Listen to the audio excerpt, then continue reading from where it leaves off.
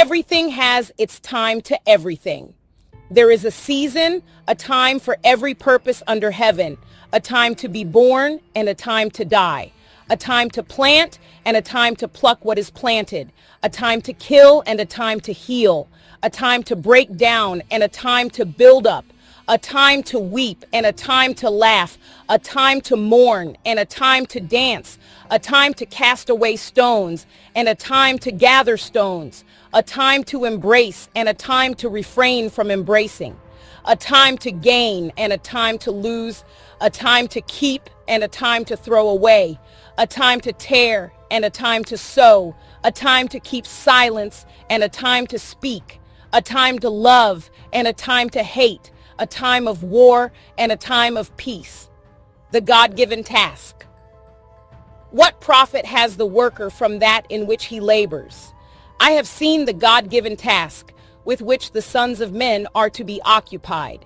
He has made everything beautiful in its time. Also, he has put eternity in their hearts, except that no one can find out the work that God does from beginning to end. I know that nothing is better for them than to rejoice and to do good in their lives, and also that every man should eat and drink and enjoy the good of all his labor. It is the gift of God. I know that whatever God does, it shall be forever. Nothing can be added to it and nothing taken from it. God does it, that men should fear before him. That which is has already been, and what is to be has already been. And God requires an account of what is past. Injustice seems to prevail. Moreover, I saw under the sun, in the place of judgment, wickedness was there, and in the place of righteousness, iniquity was there.